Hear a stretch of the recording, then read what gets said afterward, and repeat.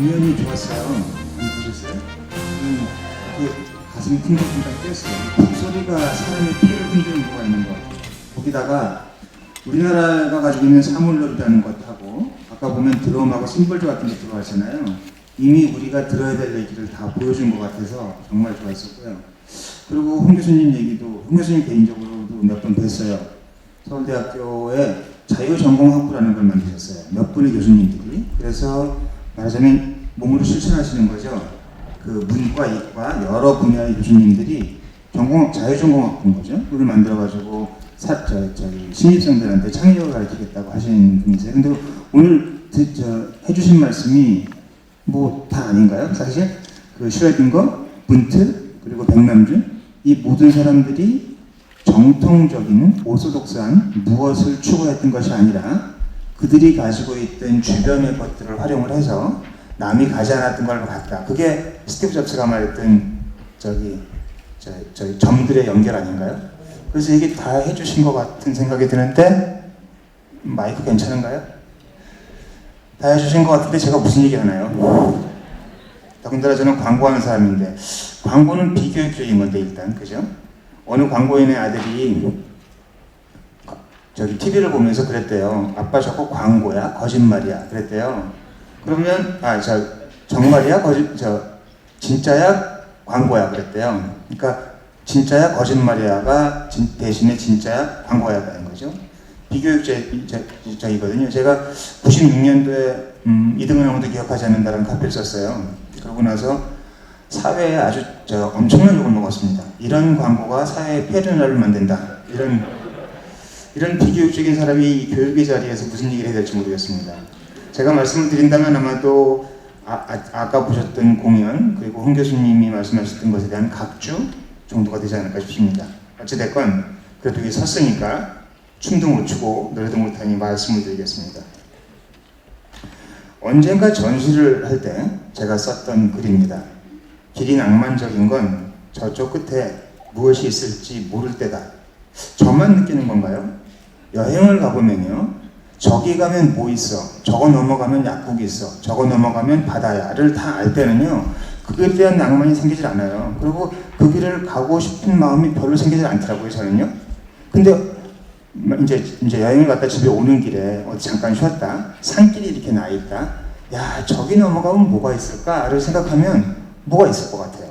물론 가봐야 뭐 별거 없겠죠. 그래도 내 상상은 계속 펼쳐져요. 그래서 낭만적이라고 느꼈어요. 저 언덕만 넘어가면 다른 세계가 있을 것 같고 내가 못 보던 무엇이 있을 것 같다는 생각이 들거든요. 그래서 그 마음을 담아서 전시회 때 이런 카피를 썼었어요. 오늘 공연과 홍 교수님의 말씀에 대한 제 각주를 말씀드린다면 아마도 이 얘기가 다가 되지 않을까 싶습니다. 광고를 만드는 사람이니 오늘 광고를 얘기하는 자리는 아닌데요. 그럼에도 불구하고 광고를 만드는 사람인데 광고 하나 안 보여드리고 가긴 조금 섭섭해서 광고 하나 보여드리겠습니다. 보던 세상 이제 시작이야. 뭔가 보고 느끼고 경험하고 싶어. 누구도 볼 수 없었던 보여주지 못했던 See the unseen brother band. 약간의 TV 약간의 인터넷 전화 약간 합치면 못 보던 세상 이제 내리자 뛰어들자 들어가 보자 See the unseen brother band. 익숙한 세상이 놀랍게 변해. 자 지금부터 시작이다 See the unseen SK brother band. 2008년도에 만든 광고입니다. 뭐 이 광고의 목적, 뭐 마케팅상의 이야기 이런 것들은 지금 문점은 아닌 것 같아요. 근데 왜 광고를 보여드렸냐? 이 얘기 드리고 싶은 거죠. 노래 가사 중에 보면 섞고 말고 비비자는 얘기가 나오거든요. 섞고 말고 비비면 뭐라 그러냐면 See the unseen이라는 얘기가 나옵니다. 이거 슬로건 되게 어려운 슬로건이에요. 이거 처음에 제가 썼거든요. 팀애들한테 욕을 많이 먹었어요. 유학 갔다 왔다고 자랑하는 거냐 지금. 저게 무슨 얘기냐. 누구는 못 볼 걸 봤다는 소리죠? 라고 얘기를 하더라고요. 못 볼 걸 욕 많이 먹었어요. 근데 섞고 말고 비비자 그러면 우리가 못 볼 걸 본다죠. 못 볼 거 봐야 될 것 같아요. 못 볼 것들을 봐야 될 시대가 된 것 같습니다. 지금 제가 보기에는 그런 시대가 있었죠. 못 볼 걸 본 시대가 있습니다. 1800년대 후반 사람들은 못 볼 걸 봤습니다. 뭐였냐면 말이 없는 마차를 본 거예요. 이게 뭐냐면요, 호슬리스 캐리지, 칼 벤츠와 고틀립 다이물러라는 사람이 차를 만들었습니다. 이게 무슨 괴물이냐? 차라는 게 없어요. 달리는 건, 바퀴 달린 건 말이 있어야 되잖아요. 근데 말이 없어. 그러니까 이제 칼 벤츠한테 물은 거죠. 못 볼 걸 봤으니까 이게 뭐예요? 그랬더니 없잖아요. 이름이 아직. 이 제품은 나왔는데 그 이름이 없잖아요. 그러니까 했던 말이 이건 말이 없는 마차다. 그러니까 이 마차라는 기존 프레임을 못 벗어난 거죠. 그럴 수밖에 없죠. 근데 이게 얼마나 많은 혁명을 가져왔습니까, 우리한테. 그 못 볼 게 지금 얼마나 우리 생활을 바꿔놨습니까? 이런 것들을 봐야 될 시대가 된 것 같다는 생각이 듭니다. 왜 그러냐? 시대의 흐름이 있어서 그런 것 같아요. 생각의 탄생이라는 책, 저는 창의력 관련된 얘기를 한다면 추천을 드립니다. 좋아하는 책이고요. 근데 그런 책은 아마도 없을 것 같은데요. 그 책을 읽고 나면 창의력이 는다? 이런 건 없을 겁니다. 창의력이라는 게 그렇게 전달될 수 있고, 교육될 수 있고, 형식화될 수 있고, 규격화될 수 있는 무엇이라면 그것은 이미 창의력이 아닐 겁니다. 그래서 그런 건 없을 겁니다. 근데 그 책이 좋은 이유는 무엇이냐 하면 창의력인 과정이 어떻게 전개가 되는지에 대해서 아주 담대한 시도를 했습니다. 동서고금을 막론하고 분야를 막론하고 우리가 천재라고 부르는 사람들의 공통적인 사고 프로세스가 무엇이냐를 뽑아보자입니다. 뽑았습니다. 8가지 정도 뽑았어요. 그래서 창의적인 일에 도움이 되진 않지만 창의적인 사고의 일을 이해하는 데는 도움이 될 것 같습니다. 근데 그 책이 어떤 얘기가 나오냐면요.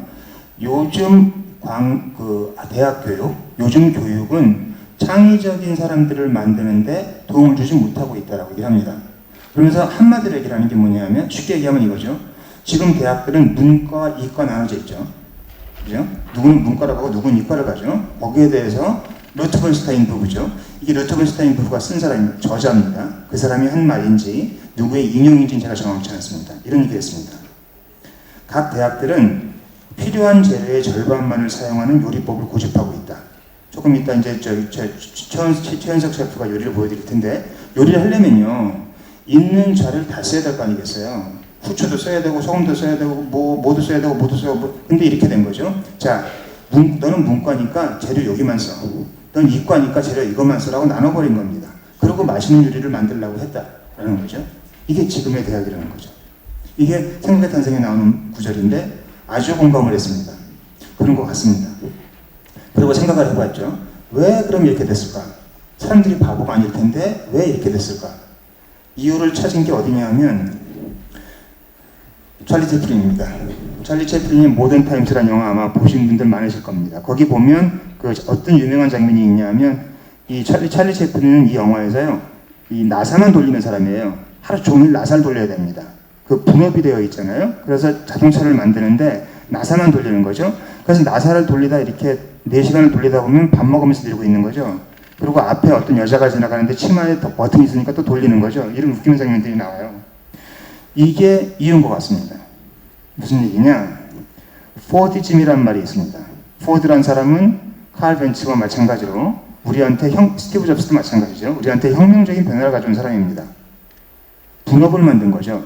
컨베이어 벨트를 만든 거죠.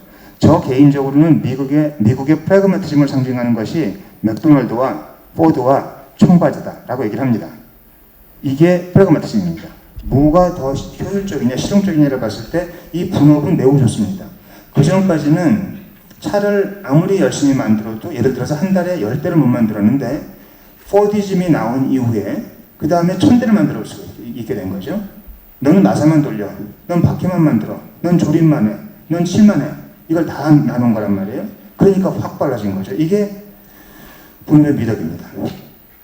여기에 혜택 우리 많이 봤습니다. 지금까지 그걸 많이 봐왔죠. 계속 가면 되는데 시대는 변하지 않습니까? 이거는 저의 그 짧은 소견입니다. 산업화 시대에는요. 처음에 차라는 게 나오고 그 다음에 라디오라는 게 나오고 그 다음에 TV라는 게 나오더니 냉장고라는 게 나오고 뭐가 나오고 지속적으로 뭔가 신제품이라는 것이 시대를 이끌어가는 엔진이 됐었습니다. 그러다가 70년대 후반, 80년대 초반부터 뭐가 또 그 시대를 이끌어가는 엔진이 됐었냐? IT 기술이죠. IT 기술이라는 게 나오면서 계속 뭔가 새로운 것들이 바깥쪽으로 던져집니다. 근데 지금은 무슨 얘기들을 하냐 하면 탈정보화 사회라는 얘기를 한 지도 꽤 오래됐잖아요. 이제 거기서 오는 새로운 엔진 별로 강력한 게 없어진 상태 같습니다. 그러다 보니까 뭘 주목하게 됐느냐? 우리들 머릿속 사람들이 가지고 있는 게 무엇이냐라는 거죠. 그래서 그 이건희 회장이 한 20년 전에 그런 얘기를 했었죠. 천재 한 사람이 10,000명을 뭐 이런 얘기를 했었고요. 스티브 잡스도 비슷한 얘기를 했었고요. 한 사람의 능력이 중요해지는 건 시스템으로 돌아가는 것이 아니라 어떤 사람의 창의성이 그 시스템을 만들어버릴 수가 있는 거죠. 생각해 보십시오. 그 전까지는 시스템 해군의 시대였습니다. 해군의 시대. 근데 지금은 해적의 시대입니다. 해적은 시스템으로 싸우질 않습니다. 각자의 능력으로 싸웁니다. 해군은 시스템으로 싸우고요. 이제는 해적의 시대로 들어섰습니다. 이럴 때 뭐가 중요해지느냐 하면요. 이 시대의 추진 엔진은 유일하게 볼 수 있는 것이, 우리가 의지할 수 있는 것은 이제는 창의성밖에 없어진 겁니다. 이게 제가 해석하는 창의성이 중요해진 이유입니다. 이렇게 봤을 때 만약에 우리가 창의력을 갖지 못한다면 문제가 많이 생기는 거죠. 생각의 탄생에서 나오는 구절 하나만 더 말씀드려볼까요? 물리학자 아르망 트루소라는 사람이 했던 말이 있는데요. 이 말 아주 혁신적입니다. 최악의 과학자는 예술가가 아닌 과학자이며 최악의 예술가는 과학자가 아닌 예술가다.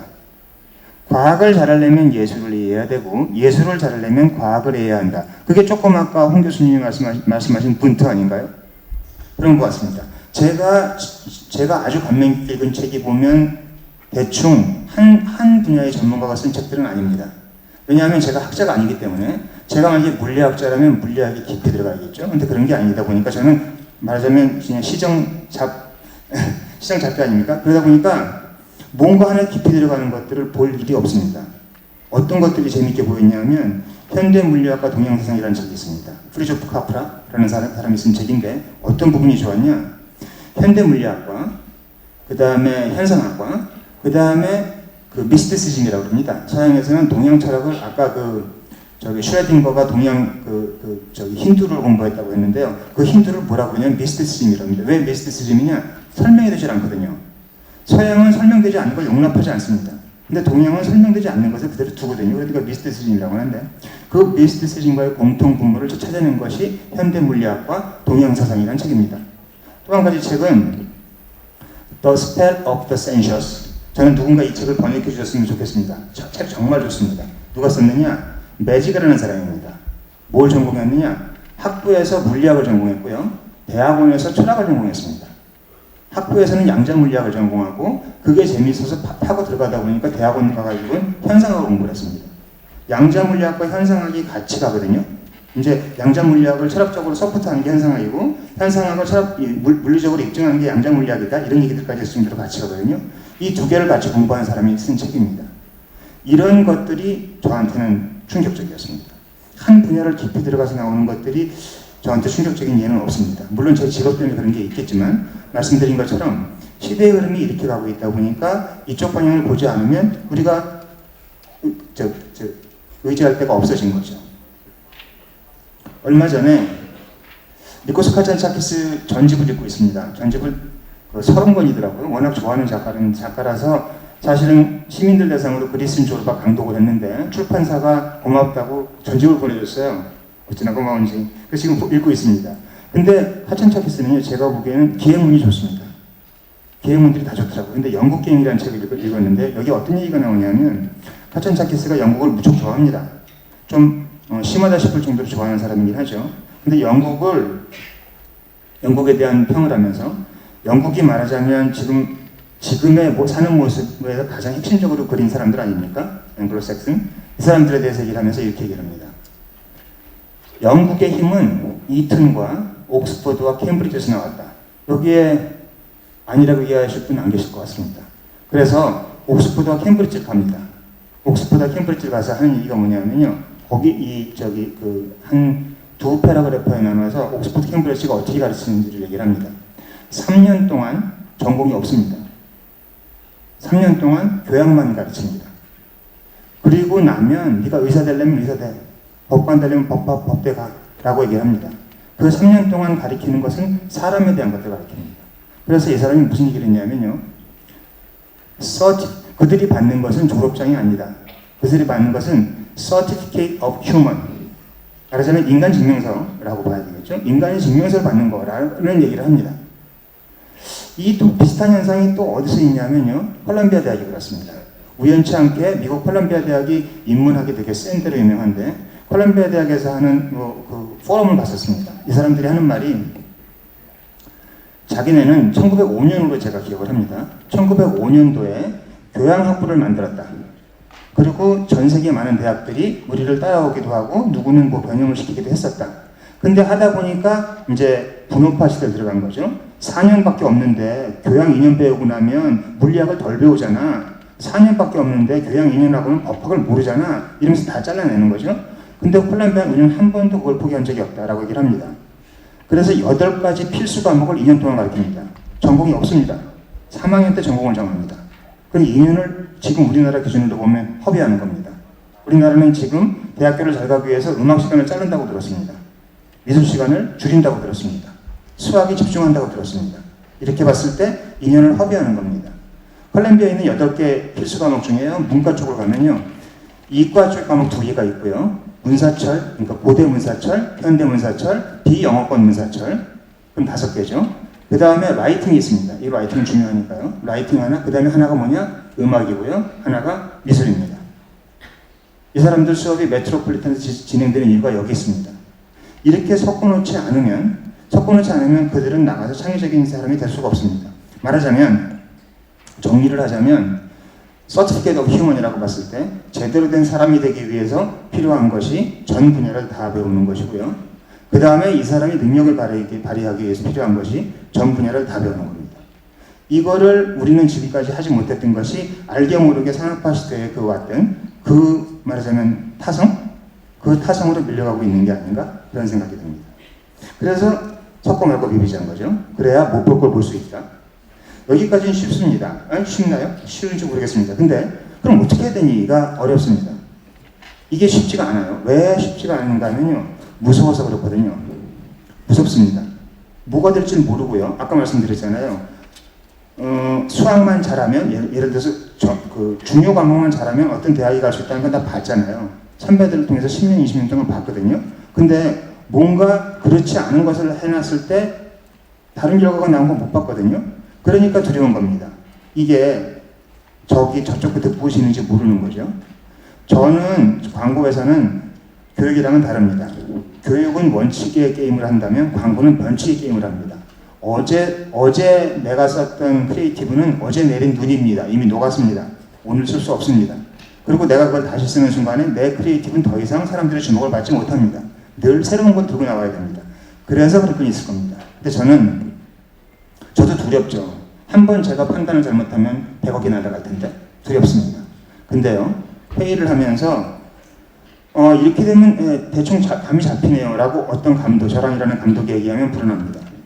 이건 뻔한 거죠. 누군가 이 얘기를 했습니다. insanity, 미쳤다는 소리죠. insanity는 미쳤다는 소리는 늘 하던 대로 하면서 전혀 다른 것을 기대하는 것이다 라고 얘기를 했습니다. 어느 순간에 보면 우리는 늘 하던 대로만 하고 있습니다. 그러면서 다른 것을 기대를 하고 있습니다. 이게 미친 짓이죠. 만약에 다른 결과를 원한다면 모험을 걸어야 됩니다. 그리고 실패를 인정해 줘야 됩니다. 이런 얘기가 있습니다. If you risk nothing, you will risk everything. 나는 아무것도 모험에 걸지 않겠어? 라는 자세는 종국에 가서는 모든 것을 모험에 걸게 만듭니다. Casualties of the war. 전쟁에는 사상자가 생기게 되어 있습니다. 사상자 생기는 게 두려우면 전쟁을 하지 말아야 되고요. 해야 되는 전쟁이라면 모험 걸어야 됩니다. 그래서 저는 우리 사회가 그리고 우리 모두가 실패를 삶의 디폴트로 봤으면 좋겠습니다. 실패를 예외적인 규정으로 두지 말고요. 사는데 꼭 필요한 것이다. 실패는 당연한 것이다. 그렇지 않습니까? 여기 학생들도 있고 학생들한테 제가 이런 얘기 꼭 하는데 모든 인간은 완벽하게 불완전하거든요. 이거는 제 말이 아닙니다. 정혜신 박사의 말입니다. 모든 인간은 완벽하게 불완전하거든요. 그래서 인간입니다. 어떻게 완벽하겠습니까?